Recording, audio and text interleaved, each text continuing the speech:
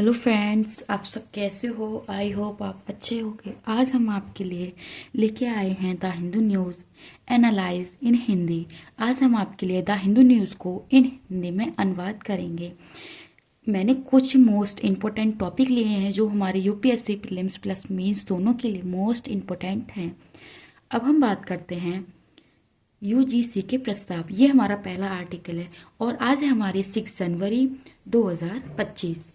आज हम most important topic के बारे में बात करेंगे। 6 राज्यों ने यूजीसी के नए नियमों के ड्राफ्ट के लिए विरोध प्रस्ताव पारित किया है। मतलब जो 6 राज्य उन्होंने विश्वविद्यालयों के लिए कुछ प्रस्ताव थे वो विरुद्ध पारित किए हैं। यह दूसरा पॉइंट है कि यह प्रस्ताव विश्वविद्यालयों के कुलपतियों की नियुक्तियों का अधिकार है। जो कुलपतियों नियुक्ति करते हैं वो राज्य सरकार से लेकर वो राज्यपाल को दे देते हैं। दूसरा है पॉइंट, प्रस्ताव चयन करने वाली समिति में राज्य सरकार का कोई प्रतिनिधित्व नहीं है। मतलब जो राज्य सरकार है उसका कोई प्रतिनिधित्व नहीं है, ये काम राज्यपाल का है। इन्हीं नियुक्तियों पर अनेक राज्यों में सरकार और राज्यपालों में विवाद चल रहा है। हिमाचल, झारखंड, कर्नाटक, तेलंगाना, केरल और तमिलनाडु ने केंद्र से ये नियम वापस लेने को कहा है कि विश्वविद्यालयों में शर व्यय और राज्य सरकार द्वारा इसलिए नियुक्ति पर भी अधिकार मांगी है। आंकड़ों की समस्या। भारत के 2011 की जनगणना के बाद मतलब 2011 के बाद जो जनगणना नहीं हुई है, 2021 की जनगणना कोविड महामारी के कारण टली हुई है। मतलब जो 2021 में होनी थी वो जनगणना नहीं हो पाई है क्योंकि महामारी के कारण। उसके बाद से जातीय जनगणना के समावेशन की मांग को लेकर विवाद हो रहा है। नवीनतम आंकड़ों की कमी के कारण बहुत सी महत्वपूर्ण रिपोर्ट नहीं आ रही हैं, जैसे कि कितनी मृत्यु हो रही हैं, कितने जन्म हो रहे हैं और कितने अपराध कितने घट रहे हैं। वो उस बात के विवाद हो रहे हैं जो आंकड़े देखने को नहीं मिल रहे हैं। सिविल पंजीकरण पर आधारित आंकड़ों की रिपोर्ट मृत्यु के कारण की रिपोर्ट 2020 के बाद नहीं आई है। मतलब जो 2020 में रिपोर्ट आई थी उसके बाद रिपोर्ट नहीं आई है। देश में जन्म, मृत्यु, मृत जन्मे के महत्वपूर्ण आंकड़ों जो आंकड़े होते हैं इनमें आते थे, जो अब नहीं देखने को मिले हैं 2021 से।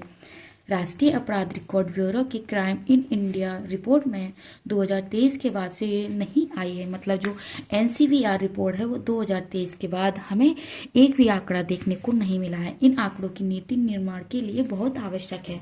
मतलब हम जो नीतियों को निर्माण करते हैं उनके लिए बहुत ज़रूरी है कि हमारे देश में कितनी जनसंख्या है और कितना होना चाहिए। वॉक एजेंट की विफलता। अमेरिका से लेकर भारत में चुनावों में अति उदारवादी वॉक एजेंट प्रस्ताव होता नजर आ रहा है। लोकतंत्र और वैचारिक स्वतंत्र की कमी एक भावनायक मुद्दा, लेकिन अधिकांश लोगों की प्राथमिकता नहीं है। मतलब सिर्फ जो वॉक एजेंट है उसी की प्राथमिकता है, बाकी किसी की नहीं है। समावेशी की नीति पर अति बल देने से लोग संकित होते हैं। मतलब एक ही के नीति पर बल देने हैं, बाकी औरों पर नहीं, तो वो नाराज होते हैं। उदारवादी राजनीतिक आर्थिक विकास का भी स्पष्ट रोड मैप देने में विफलता रही है। ये राजनीति नीति निर्माण में कैसे सहयोग करेगी से ये स्पष्ट नहीं हुआ है।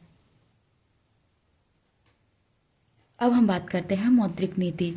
मौद्रिक नीति समिति शुक्रवार को मिलेगी, जो इस बार नए आरबीआई गवर्नर और मौद्रिक नीति की इंचार्ज हैं। डिप्टी गवर्नर के बिना मुलाकात हमारे गवर्नर जो है जायसवाल साहब, मुद्रास्फीति की दर लगातार 5% आसपास रही है। ऐसे में उद्योग जगत और सरकार की ओर से देर से काम करने की मांग में जोर पकड़ा है।